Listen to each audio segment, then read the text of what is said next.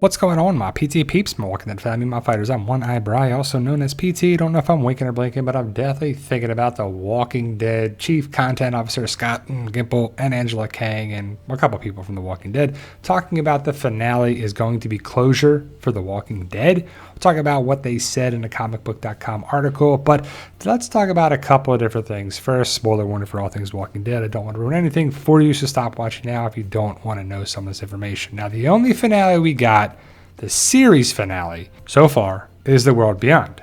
So we know where it started. We know where it ended. It was 2 seasons.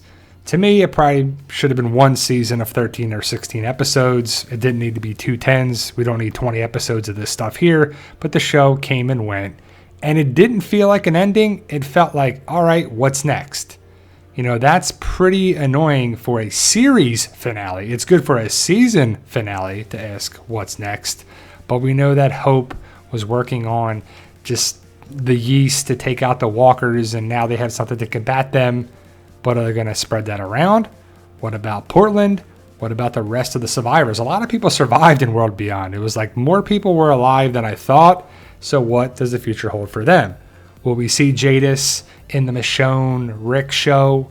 Will we see Philadelphia? Will we see other parts of the United States, the world, New York, New Jersey, France, Europe, the Daryl show? This was all, or a lot of it was set up by the World Beyond post-credit scene. Not the finale, the post-credit scene, where they talk about variant walkers, cohort walkers, that there's a new and improved just super virus. It evolved, right? So now we know that the variant cohort walkers are going to be seen in season 11, part 3. They're going to be opening doors, or trying to at least, and going over walls and whatever else. So they're going to be carrying things. So we know that the variant new walkers are going to be showing up here and probably the rest of the spinoffs and all that stuff. And it's kind of cool. To me, it's just late. Like, Alexandria had walls, and not any of these walkers tried to go over them until now, the final part. Yeah, it takes us back to season 1, which is always good to have in a show. I do agree with that. They need to go full circle. You know, the walkers were carrying blocks and rocks and stuffed animals and coffee cups and a couple different things. And they tried to open doorknobs. You know, remember Morgan's wife? That was a big thing here. So they're really connecting the dots here. It's what a good show does. It just seems, you know, a little late in the game. Let's see what comicbook.com talks about here. So this is an article by them.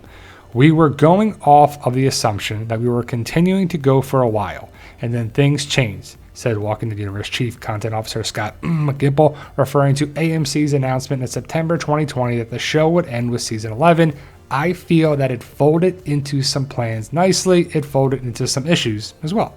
Gimple continued, the finale is about completing the Walking Dead story, not setting up spinoffs. There's room for those spinoffs, but full on, the Walking Dead finale concludes the story of this 11 years. We didn't want the spinoffs to get in the way of that satisfaction. They live together, I think, very nicely. Showrunner and executive producer Angela Kang, who co-wrote the Gray Nicotero directed series finale, echoed Gimple's comments to confirm that the final episode is an ending while allowing for those continuations. I think that's right. I think the goal is that even if there were no spinoffs, it would feel like there is a closure to the show itself, Kang said. The show itself needs its own ending, but doors are left open, as they so often are in life, and as they were even in the ending of the comic. There's always a story that's continuing once the story that you tell on screen has ended, so that's the spirit. So I'm not sure if it's going to feel like an ending, because we're having spinoffs, and so many characters are probably going to be left alive, I believe. But the Commonwealth story is going to be the ending aspect of the show. We knew that was coming because that's what happens in the comic. I'm guessing that the Commonwealth will be the last villains. Lance will probably be the last villain. What happens with Mercer and Max and the survivors? I would love to see these characters continue on for a show or a spinoff, or, you know, whatever they want to do here. Eugene, Max, what's going to happen with these characters?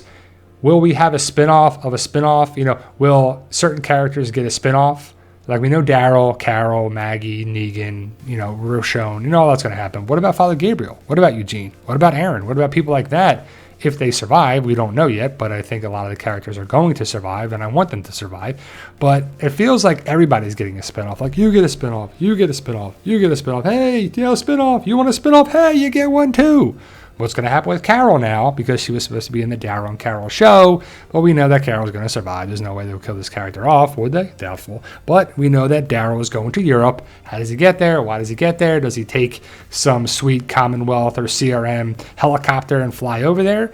Now, we do know that this is going to be the future of the Walking Dead universe for 2022 and 2023. We don't know if these timeframes are going to be it. We knew Tales of the Walking Dead is starting August 14th. We know that The Walking Dead is coming back October 2nd. The rest of it, we don't know. Early 2023, summer 2023, fall 2023, and we don't know spring or summer is when Fear the Walking Dead is going to be back. But Fear the Walking Dead, the way that's going, what are they going to do with that? Not too worried about that. But the big question I have is what's going to happen with the spinoffs. The Walking Dead franchise is ending the main show, but a lot of people are hoping and waiting and expecting to see Rick and Michonne in the finale. To me, closure of the show means that they will not show up in the finale. Most likely, I think it would fit very well if it's a post-credit scene like World Beyond was, setting the tone for the future of the universe.